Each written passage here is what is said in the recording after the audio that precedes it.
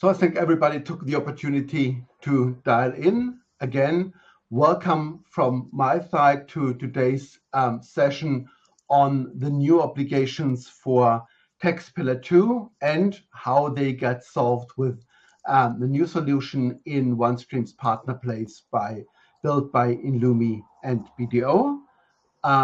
So in order to introduce the people, my role is, I think, definitely the smallest one.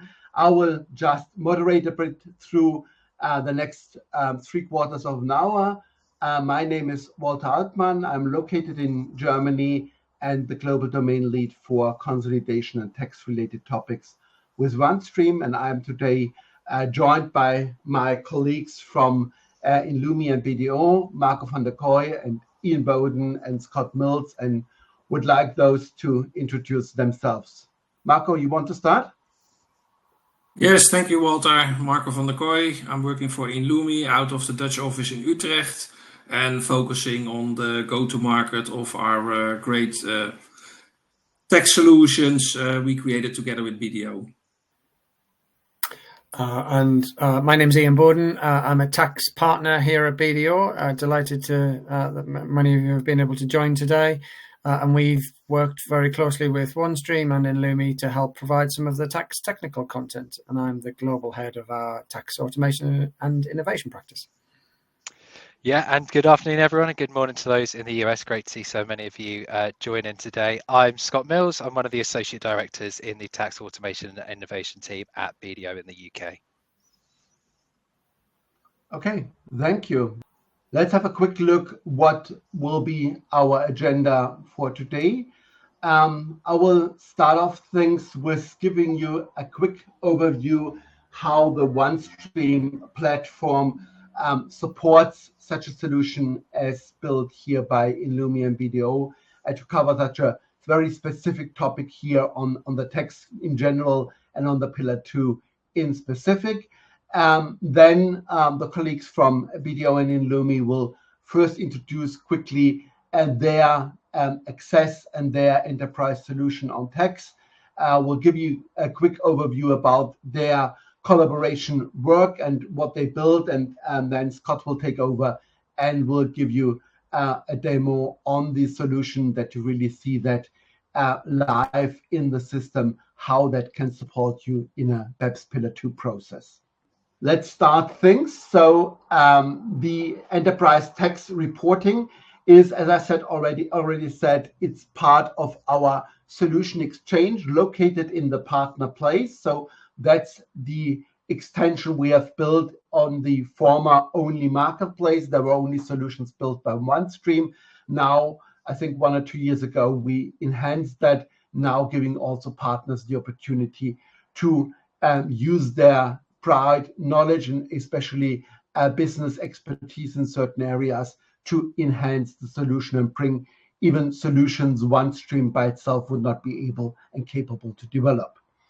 But all that fits perfectly within the platform by itself. So it all comes as an integrated part of the solution and can coexist besides the other typical CPM and CPM plus related activities like a financial close and consolidation process, like the operational or financial planning and analytics processes, as well as any kind with more operational integrated business planning processes and analysis. The advantage of the solution is that it uses all the capabilities around data import. So it comes here with a taxa user interface that allows an end user in the tax department to leverage either information already existing in a financial close process or upload additional information, or reports are already defined or customizable, available according your needs, and everything is guided through a standardized OneStream workflow, though the users see exactly what are their duties within that tax-related process. And all that comes, of course, with a security concept, ensuring controls, and also with a sound data validation process, providing you a sound audit trail on everything what you're doing here for the tax-related topics. I want to focus on 3 elements in the platform where I think they are especially suited to help here in a tax-related process. One of them is definitely the unified data model, because it prevents you from building an additional solution, maintaining additional metadata, and connecting that additionally to the source system. So coexisting in the existing solution, it allows you to leverage extensible dimensionality, so you can expand your chart of account by additional tax accounts required, or you can build, typically for country by country reporting as well as for Pillar 2, an additional parallel entity hierarchy reflecting more the representation of the entities within the individual jurisdictions or countries, instead of being typically organized by your organizational structure or your management purposes. The second element is all around data quality. You will all agree, especially on tax, it's not only importing the data, it's always to be at every stage able to properly explain how you made a calculation and ensure that you're really working with the correct data. And especially if you combine that with a non-connected application outside a platform, the huge advantage is that whenever you're changing something in your financial process, a last adjustment, a top-level adjustment arises, you get properly reflecting that also in your tax process. So all the work you're typically doing in order to align and realign, is my data I'm using in the tax process still the most accurate one? Has there been anything changes coming from my accountant colleagues? That falls totally apart because both processes get properly tied together. And of course, the second advantage, you always have the possibility to drill back, to drill down into the source data. So whatever result you achieve, you always can go back to the source and have a closer analysis in how that got achieved and calculated. Last item is more or less the financial intelligence provided by the platform. So it's not a pure BI solution where you have to build in any kind of financial intelligence. It already comes with the financial intelligence, having an account logic, properly separating balance sheet from P&L accounts, income from expenses. That naturally comes with the solution, as well with all capabilities typically needed in a tax process, like FX conversions, the possibility and necessity to aggregate or even consolidate. And also when it comes up with chewing up information, the possibility to have a built-in time intelligence, which allows the end user to import data on a year-to-date basis, but do a true up more on a periodic month-to-date or quarter-to-date basis, in order to give the end users the flexibility they need and make data entry as convenient as even possible. These 3 main items are, of course, added by the functionality of a governance, of a security and a workflow profile that helps to guide the users, by analytic services which provide you the capability that you can direct in the system produce all necessary reporting, footnotes, and even dashboards to analyze the process and visualize the results. And of course, that's all increasing with additional and upcoming AI capabilities. So having here the possibility to leverage here also machine learning functionality in the tax area. With that introduction, how OneStream support that, I hand it over to Marco to quickly explain the enterprise tax reporting. Yeah, thank you, Walter. So what we did together with BDO is we've built several modules. The first one for tax provision, one for country by country reporting, and one for Pillar 2. And as you can see in this picture, where data can be exchanged from one to each other, we want to do that. And moreover, what you see over here is that we leverage already what have been done in your OneStream Finance Cube, because if you have data collected over there, that can also be used for tax provisioning, country by country reporting, and so on. We have pre-built integrations for that in order to help you to store data only once, but use that in the various items, as you can see over here in what we've called the text cube. If you can move to the next one, Walter. We explained how this fits on top of OneStream, and of course the OneStream platform is a very important element into this. But moreover, what's also important with a solution like this is that you can get support out of it, supported by an organization like inlumi. We have built this together with BDO, but we can also support you implementing it from the technical side. And then BDO can also be and is involved in the implementation on the more tech side. And also together, we make sure that we update the solution according to new regulations, etc. Or when there are changes to us OneStream, we will do that. So this is a little bit quickly about inlumi at a glance, and then you can move over to the next one so Ian can explain about BDO. Thank you, Marco, and thank you, Walter. I hope that people are familiar with the BDO brand. We're one of the largest professional services firms in the world, and we're delighted that we've been able to assist in this project by providing the tax technical content associated with the development. So for existing OneStream customers, or for those that are thinking about moving to OneStream, this is hopefully a really compelling proposition on the basis that we are assuring the tax around the world. BDO is in 164 countries. Global Network's been incredibly helpful in terms of validating the tax technical content where it becomes available. And we've used that tax knowledge along with the OneStream platform, and inlumi have been fabulous in terms of creating the solution to showcase the tax side of things. So in terms of, and just moving that on to the next slide, if you don't mind, Marco. The idea behind this is that BDO has been a user of OneStream for a number of years. We really saw value out of the product itself, and we wanted to see whether there was an opportunity to use more of that platform to solve more business issues. And for a number of you who've been to OneStream conferences and events, one of the big themes was about almost what's next. How can you take finance forward? What other things can be done?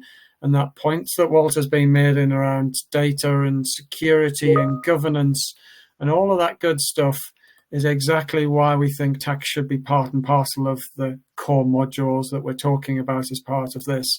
So we have built 3 modules, or inlumi's built 3 modules underpinned by BDO for the tax provision, for the Pillar 2, and for the country-by-country reporting.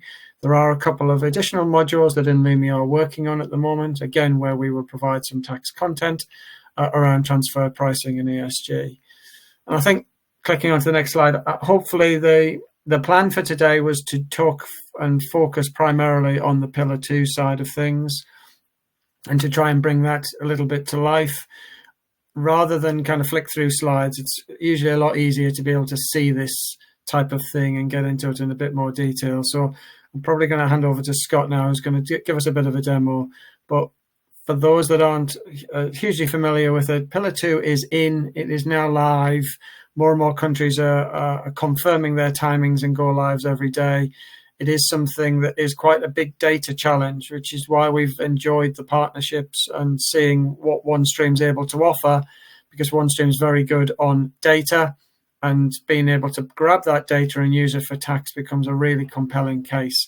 So without further ado, I'll pass over to Scott, who will start showing us some of this and hopefully bring it to life a little bit more for everybody. Perfect. Thank you, Ian. I'll just share my screen here. Perfect. So this is the Enterprise Tax Reporting Suite. As Ian mentioned earlier, this sits alongside 2 other modules at the moment, tax provision and country by country, which are currently there. You do benefit. You can buy any of these modules separately or together. The benefit you get from buying them together is there is out-of-the-box connectivity between all 3 modules. So Pillar 2 will rely on country by country results for the safe harbour results. It will also pull in additional data from tax provision that you may not have in such granularity from your financial consolidation as well. And you can also then post your Pillar 2 results back into your tax provision as well. So you're ensuring that you're capturing those and you have one source of truth across the entire solution. We're going to focus today on Pillar 2. So I click on the big Pillar 2 logo, and that's going to load us into the Pillar 2 sub-landing page. Now, along the top of this page, you can see the full end-to-end steps, starting at the left-hand side with the collection of information for the group, the jurisdictions, and the constituent entities, moving through our safe harbour analysis into the full calculation, so capturing the globe income or loss and the adjusted covered taxes. We are then calculating those top-up taxes and allocating those down to the relevant constituent entities before we are then allocating those out under the various mechanisms in the legislation. Once we've done all of this, we are then producing our globe information return within the solution. Now, Ian mentioned earlier BDO's role in terms of underpinning the tax technical content in terms of this solution. So that is twofold. Firstly, the rules will be configured, so there will be a catalogue of rules within the solution.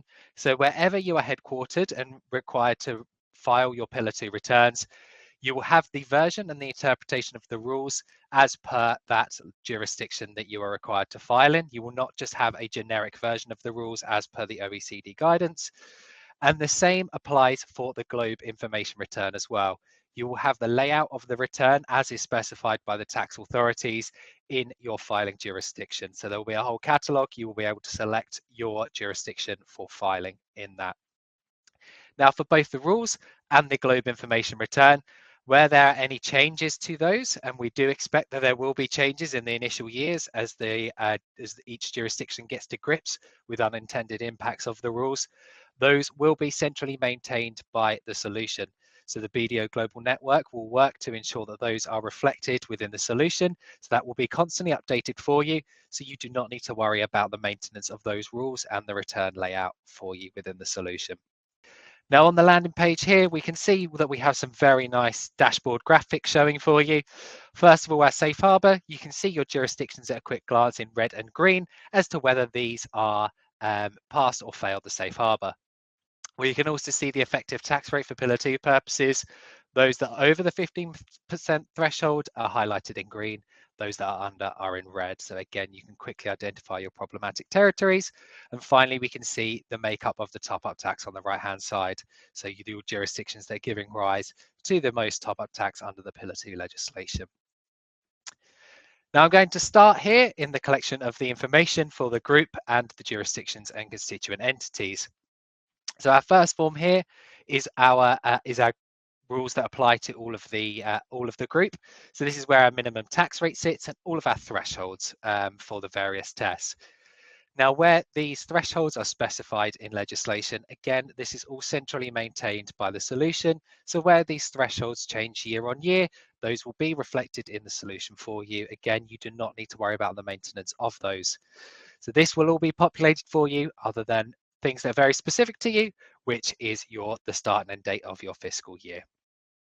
Moving then into the next schedule, we are looking at the constituent entities. So we select a jurisdiction at the top, and you're able to take use of OneStream's very powerful workflow and security management so that you can assign users entities and jurisdictions that are specific to them, so they will only see those ones. We're going to look in this instance at Hungary. So if I just switch back to Hungary here on our drop down, we will then work through our example for Hungary in our example here. So we can see here we have all of the information relevant to constituent entities when they joined or left the group, if that's during the current year that we're working in, the corporate income tax rate and the deferred tax rate. Now this is one of these data points where if you're taking advantage of the tax provision solution as well, you're able to automate this into the solution. We can also capture our domestic top-up tax. So where we have any qualifying domestic top-up taxes in a jurisdiction, we can capture those here, and the system will offset those against the main calculation, the main globe calculation. Now, if you're using this solution for QDMTT, which you are able to do, and there will be a catalog of those local rules within the solution as well, then this data point will be populated for you. If you're doing that outside of the solution, then you can manually input it in this cell here. We're then able to capture all of the information relevant to the calculations here. So this is our tax identification number and entity types classifications within here. Each of these have drop-down options with the valid specifications that we have within the solution. So we can select here whether the valid combinations that we want that are relevant to each of the entities. In year one, we will need to do this for each of the entities. This will get copied then using one of your admins will copy this forward to ensure that you have this information roll forward and you don't need to input this year on year for each entity. We also capture here the annual and 5-year elections. So our annual elections, we drop down and select yes if we're making the annual election. And our 5-year elections, we select the year which we're making the election. We can only make the election in the year that we're looking at. So we're looking at 2023 here. And the system will roll forward these elections for 5 years, unless that is revoked in a subsequent year, in which case the system will stop that being rolled forward at that point. Moving into the jurisdiction information, we're capturing here whether each jurisdiction qualifies for the QDMTT safe harbor. Now, again, that will be specified by the OECD and will be centrally maintained by the solution. So you will see the result of that there automatically. And we're also capturing the CIT rate for the jurisdiction. Similarly, to the constituent entities, we're capturing our annual and 5-year elections here, and the same logic applies. And we also have our globe loss election within here as well. We also have the commencement dates for the legislation, and again, these will all be centrally maintained by the solution. So for each jurisdiction, you will have this loaded in for you. We see here for the IIR, we have forced the solution to calculate IIR by putting in a date that's before this period, so we can demonstrate the IIR for you. And then finally, in terms of the information we're collecting for each of the entities, we're then tracking each of the entities and how they are owned by other entities within our structure here. So we can see here the total ownership within the group and then how that ownership is broken down as well for each of the entities in the selected jurisdiction. Once we've collected all of this information, we then move forward into the safe harbor calculations. Now, once we select a jurisdiction, this will load all of the entities within the jurisdiction for which the user has access. We can see here we have 3 entities within Hungary, so we can see the 3 entities along the top, along with a total for Hungary. Each of the entities has 2 columns. Automated, which is where we're able to automate data in from elsewhere. So this goes back to what Walter was saying earlier in terms of the unified data model, where you have data sat anywhere within OneStream that you're loading in or using elsewhere within OneStream, we can bring this into the calculation at the click of a button. We don't need to extract it from anywhere and load it in. We just click this button on the right-hand side, and that information will be loaded in to this automated column here. Now, for the safe harbor calculations, many of these safe harbors rely on data from your country by country. So if you're using the enterprise tax reporting country by country module, this information will automatically flow through to enable you to calculate your safe harbors as well. We also have a separate column here for override. So if you cannot automate the information here, then you can manually input this into the cell. Or if you want to override the automated amount, you can also enter this within here to override that amount. Now, once we've collected all of this information for each of the various data points for the safe harbor calculations, the system will indicate for us a pass or fail for each of the tests. Now, you'll notice the de minimis test, we're not seeing anything within here. And the reason that we're not seeing anything in here is because the thresholds are specified in euros. So we cannot compare local currency with euros. If we switch to euros, we will see here the result of this test showing. This is a really important point for the solution. All of the information is captured in local currency. This ensures that users are entering things in currency that they recognize and numbers that they recognize, and FX becomes a system problem. This differs from some of the other solutions on the market, will force you to enter things in your reporting currency, and this can cause problems with the end users in terms of having to consider FX when they're entering information in themselves. So once we've collected all of the information for all of the different safe harbor tests, we move into the safe harbor test results here. What we are presented with is a very quick overview here where we can see each of our jurisdictions in the rows, and we can see here whether each of them qualifies for the safe harbor. We have a nice visual representation here, so we can see straight away which of the jurisdictions fail the safe harbor and we need to go on to do the full calculation for. Now we can see all of the tests across here, so we can see all of the CBCR safe harbor tests coming through from our previous schedule, so the de minimis test, the ETR test, and the routine profits test.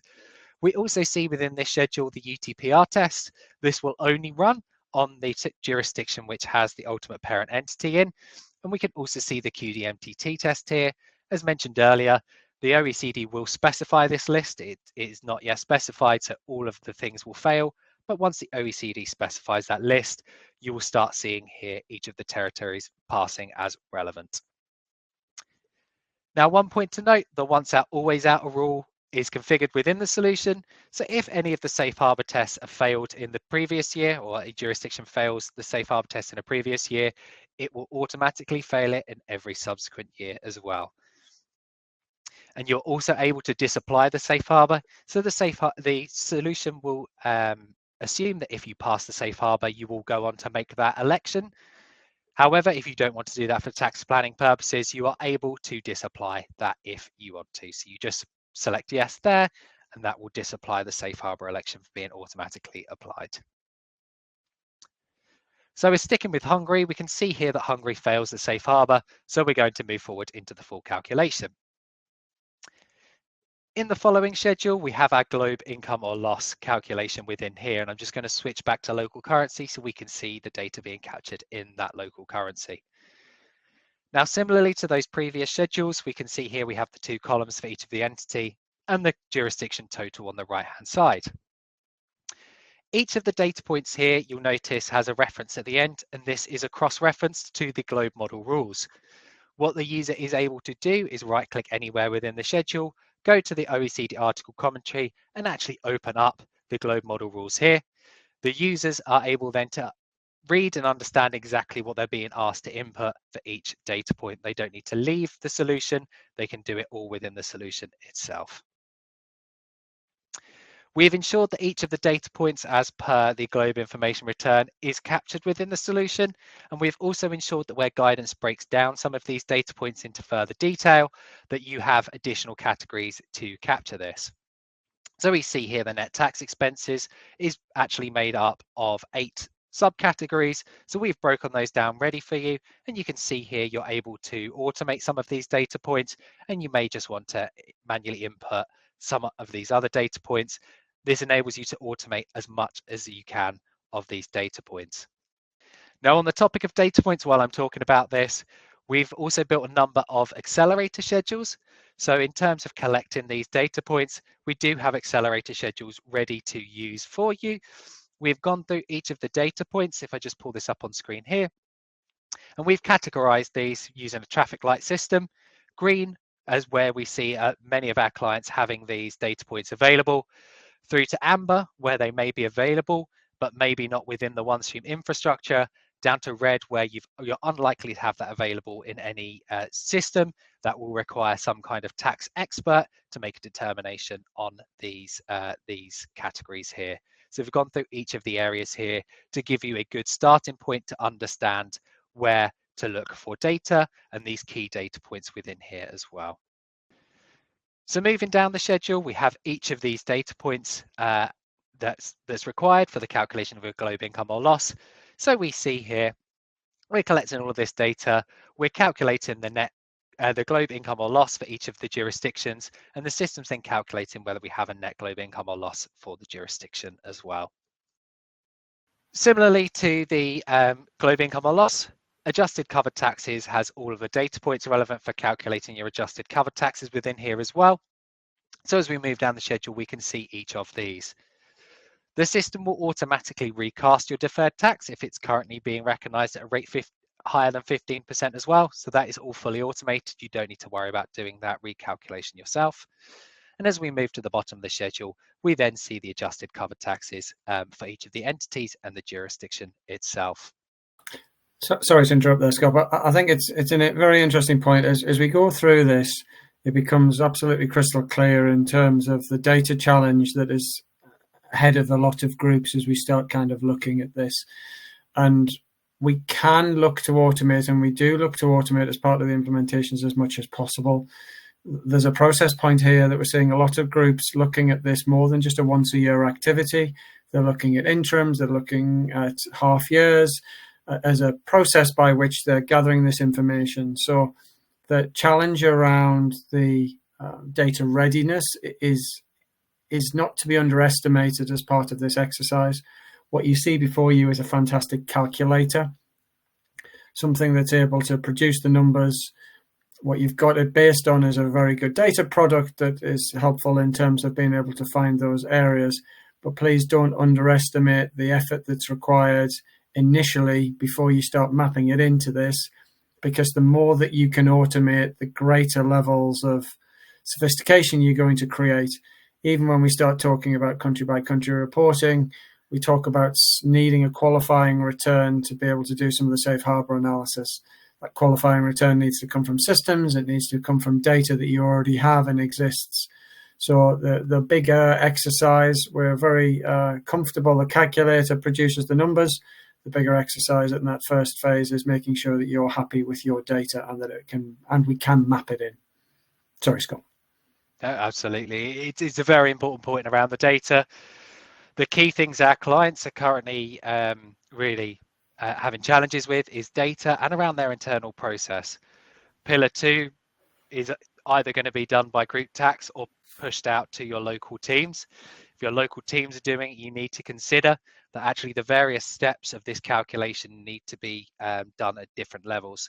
So some will need to be done by entity controllers, other calculations will need to be done at jurisdiction level, and then there are other calculations such as the IIR, the income inclusion rule allocation, that starts moving things across border. So you need someone to determine who is responsible for each of these steps of the calculation, and that is a really big process change for many of our clients. Scott, we have a question. Can we use this tax solution in OneStream even if we are not using OneStream for financial consolidation? I think it's a really interesting question from that perspective. The simple, what we're seeing at the moment is a lot of organizations who are in the process of putting OneStream in is trying to work out the timing of when tax should go live. So for a lot of groups, they'll turn on the tax module first. That will help them with the data identification that Scott's just showed, so that when consolidation is being set up, it's helping with the identification of the data points and potentially additional data points that you can capture. So when you turn tax on is entirely up to you. We have a lot of groups that are using OneStream for other aspects, budgeting and forecasting. They turn tax on because they're planning on using consolidation at some point. But what OneStream's very good at is bringing data in from lots of different places. Having connectors to SAP and other ERP systems makes it very kind of powerful. You do need underlying OneStream infrastructure in place to be able to use the tax capability here. So if you don't have OneStream at all, it would need to be purchased to be able to use this tax capability. But if you do have OneStream in some shape or form, we can add the tax module onto the side. If consolidation isn't there, perhaps isn't going to be quite as much levels of automation as we would like, but you can deploy tax first. And we do that in a lot of programs where there's large scale programs, and it's just a timing issue.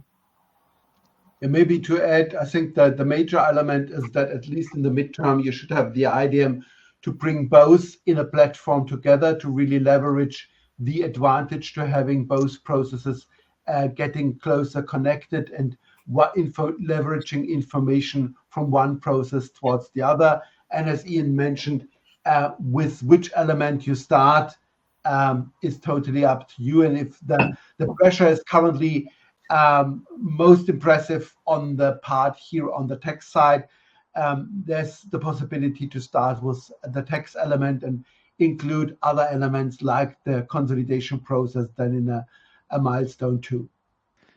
And so one point to note, OneStream is very good in terms of being able to keep track of your audit history of every single data point within here. So what we can do within OneStream is actually drill down on any single cell here. And if I go to our lowest common member here, what I'm able to do is see exactly who put this data cell in and when. So I can see that I put this in on the 17th of June this year at 8:05 p.m. And I did that via the Excel add-in. So OneStream has an Excel add-in which enables you to push data in via an alternative means of entering it in the form itself. So you see exactly who did what, when, and how. And you have the full audit history as well of this cell. So if this amount was to change in future, we would see the full history. So this would be retained, followed by the new value within there as well. So you have very good oversight of every single data point within the solution itself. So once we have collected all of the information for our global income and loss and our adjusted covered taxes, we move then into the calculation of the top-up tax. And this is where the calculation engine within OneStream really starts kicking in. So we see here we've already collected the adjusted covered tax and the net global income for the jurisdiction. The solution then calculates the effective tax rate and compares that against the minimum tax rate to calculate your top-up tax percentage. We've already done the substance-based income exclusion calculation as part of our routine profits test within the safe harbor calculation, so we can use that data point to calculate here our excess profits. The solution then calculates our top-up tax due here, so 28 million. If there's any additional top-up tax payable under some of the additional articles within the legislation itself, the solution will calculate those automatically for you. And additionally, if you have any top-up tax that comes from a prior year recalculation, the solution comes with various scenarios within here out of the box. So we have our scenario for doing our year-end provisioning. We have our scenario for doing our final return. The solution will calculate then your return to provision, your prior year adjustment in respect of your Pillar 2 taxes for your provision purposes. You will also have a refiling scenario as well. So if you need to go back and refile your return, you don't need to overwrite all of the numbers within your originally filed return. You have a separate data set for that. So you copy over all of the data, just using a quick data management job to copy that onto your refiling scenario. You only then need to change the data points that change as part of that refiling. You tell the solution which year that top-up tax is payable in, and that will flow its way through to this schedule, so you'll see that being brought in automatically. You can also use the solution for forecasting. So if you want to use forecast data sets as well, there are scenarios available to do that, as well as what if analysis. So you have various scenarios available out of the box for your use for Pillar 2 purposes.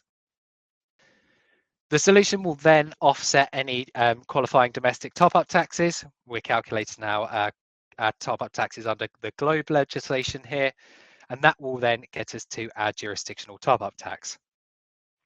Now, a key point to note here, if a user does go into a jurisdiction that's passed a safe harbor and enters information to calculate, the system will recognize that that jurisdiction has passed a safe harbor, and it will not calculate any top-up tax for that jurisdiction. So you have fail-safe mechanisms where the solution is not going to be calculating any top-up tax for a jurisdiction that has passed a safe harbor. Once we've calculated the top-up tax for the jurisdiction, the solution will then allocate that down to the entities in the jurisdiction in line with the allocation key in the legislation itself. So we see here, this is all automatically done. The end user does not need to do anything within this schedule. It's all automatically allocated down for them. Once we've allocated that down to the end user, we then look at the IIR, the income inclusion rule allocation. So what the user is presented with here is the UPE ownership of each of the entities within the jurisdiction, and the top-up tax has been allocated to each of the entities. The solution assists the user here in terms of only displaying the entities here which have been flagged as parent entities under the Pillar 2 legislation. This ensures that the user cannot allocate taxes to any entities that are not parent entities, i.e. They cannot allocate it to any entities that would be invalid to receive that top-up tax. The user will then allocate the top-up tax to the relevant entity, under this mechanism.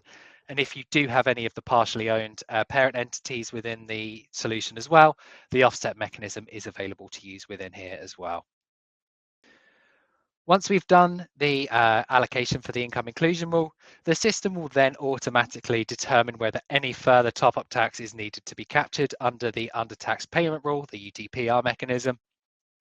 So this is comparing here the top-up tax attributable to the ultimate parent entity here, and whether that has been fully allocated under the IRR mechanism in the previous schedule. We can see here in this instance that it has been allocated in full, so the system here determines that there is no further top-up tax to be allocated under the UTPR. To the extent that there was in the following schedule, we would see here these amounts coming through. The system will determine, based on those legislation commencement dates that we saw earlier on, whether a jurisdiction needs to calculate UTPR for this period or not. This is all fully automated, so it's taking the number of employees and the tangible assets that we've captured earlier on, which are relevant data points to this calculation. And then it will run all of the calculation logic to calculate the allocation of the top-up tax across each of the jurisdictions within the solution here. Now, this is all fully automated other than anti-avoidance within the legislation here. So if a jurisdiction hasn't collected top-up tax that they should have done in a previous year, then the user can indicate a yes in this box here. The solution will remove that jurisdiction from the calculation and allocate that accordingly amongst the other jurisdictions here as well. So this is all a fully automated schedule other than for that anti-avoidance part there. Now, there are a number of other additional schedules here. So shipping income, if you have any shipping activities, that's all fully built within the solution. Deferred tax recapture. So within here, we can calculate any amounts that are subject to deferred tax recapture. So we can add all of the accounts and categories within here and capture these year on year. And we can see within here the amounts that have been created, reversed and recaptured in following years. And then there are various other parts of the legislation as well, where the calculations are all fully automated. So if certain criteria is met, the solution will do that calculation for you. There's another question. What is the expected implementation effort for country-by-country reporting and Pillar 2? Can you say something about that? Yeah, of course. So typically, we would see an implementation of country-by-country and Pillar 2 to be about a 6 to 8 week process.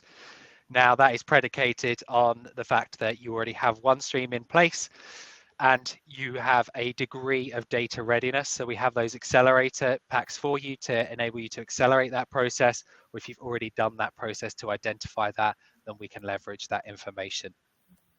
So as long as client side, we have all of the information kind of ready to go or in a good state, then this can be deployed very quickly.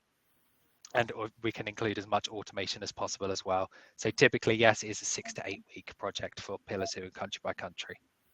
I think the thing to add to that is inlumi's tried to build as much into this product as humanly possible so that it is a fairly complete solution.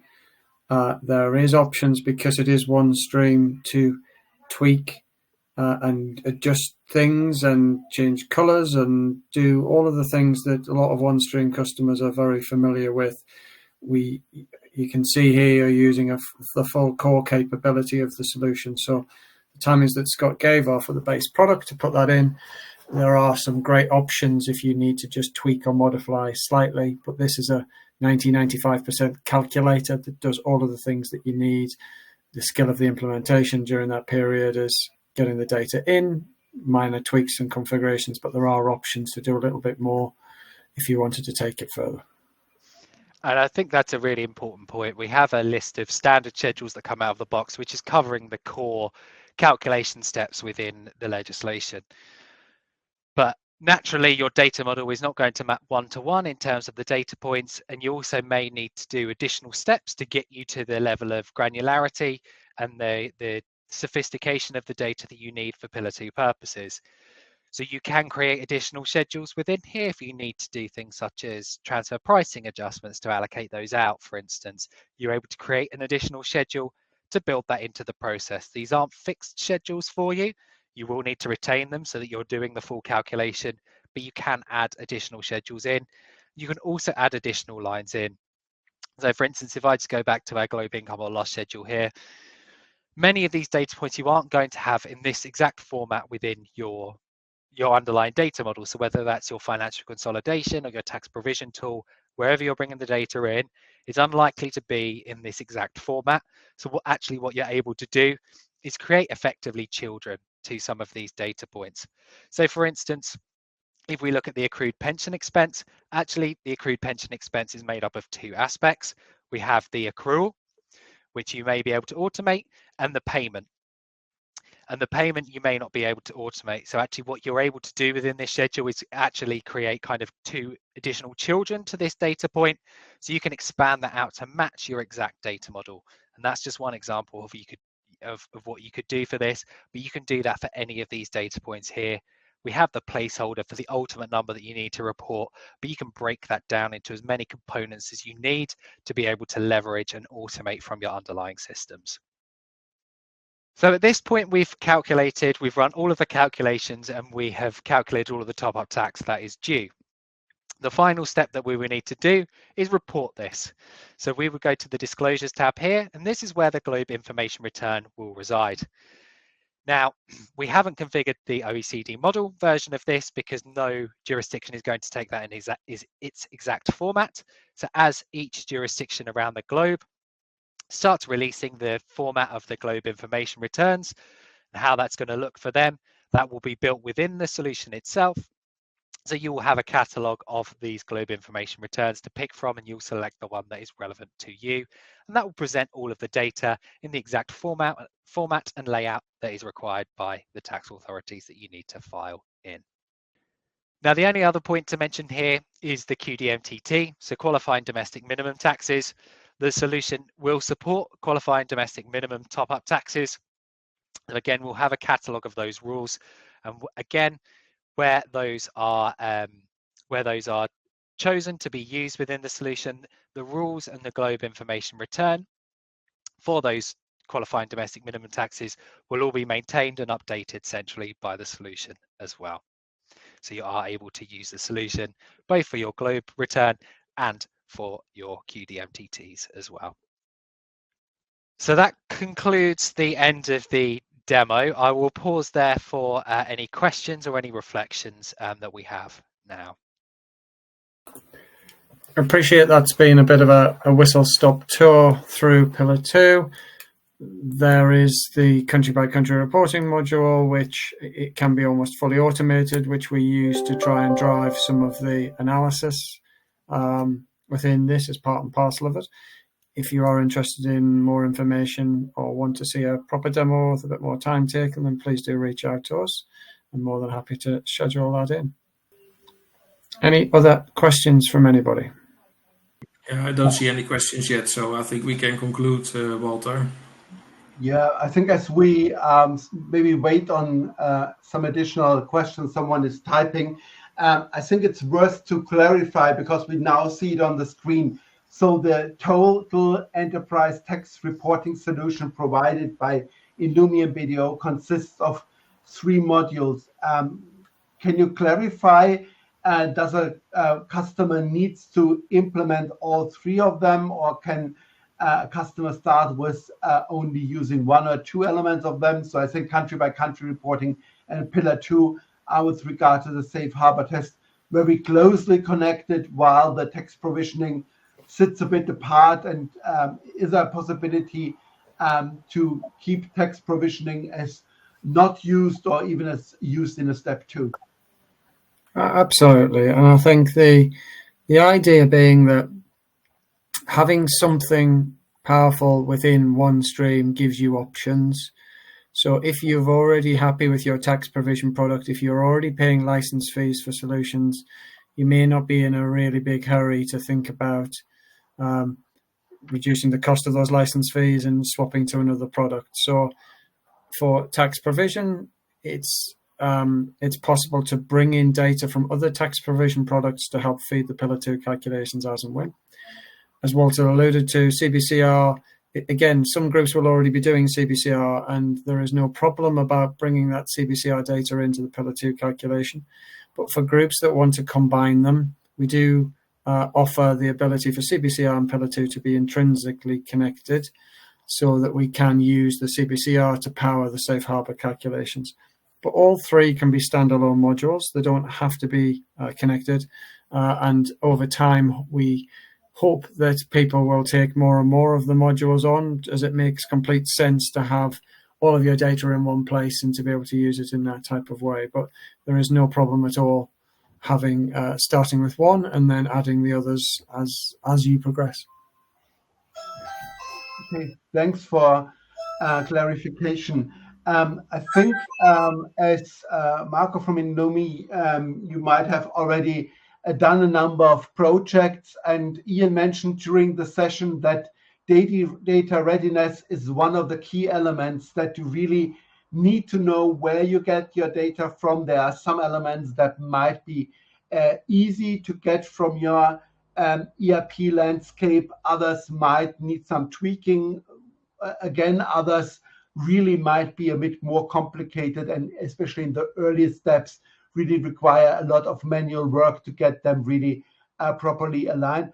Are there any other recommendations and things you would say, please bear in mind if customers and prospects today joining want to start such a project? And next to the data readiness, what is already been said is it's really important also to include your tax advisor.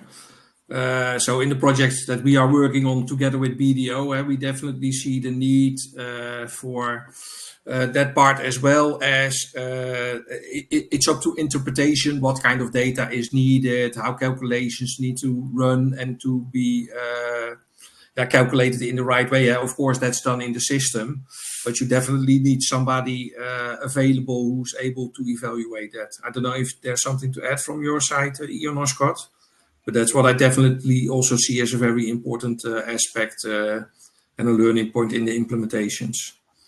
Yeah, I think there's been some pre-projects that a lot of people have gone through. One's been impact assessments, working out where they think Pillar 2 will be relevant to them. Second has been the country by country reporting, working out if what you have is a qualifying return for Pillar 2 purposes, whether we can then use that as the data source to power the Pillar 2 safe harbor analysis as part of it, and then the data readiness. So they're the three core projects that we tend to see before groups get going. And then we've done a lot of projects where we look to evaluate what is the right calculator for you. And for those customers that are thinking about OneStream or already have OneStream, we've set this up so that it becomes a very, very compelling case. If you're not using the OneStream platform, it's still an option if it's going to be longer term part and parcel of your strategy. But it's then assessing which is the right calculator for you. And hopefully if you're on that OneStream, then this becomes the obvious choice for you. Okay, I have a look. I don't see any additional questions in the chat, so hope you all found that an informative session, and that gives you an additional idea and hint how to solve your Pillar 2 requirements. So thanks for everybody for dialing in. Again, thanks a lot to my three colleagues doing together the session together with me, especially Scott doing really a great demo, and I think giving you with half an hour a good insight in how that module really works and what benefit it will give to you. And you have got our contact data here. I think we will share the recording shortly, and please feel free in case of additional questions or additional requests for a demo to reach out to us directly. Thanks a lot. Thank you, everybody. Have a nice day. Bye. Thank you, Walter. Bye-bye. Thank you, Scott. Bye. Ian. Bye-bye. Thank you. Bye.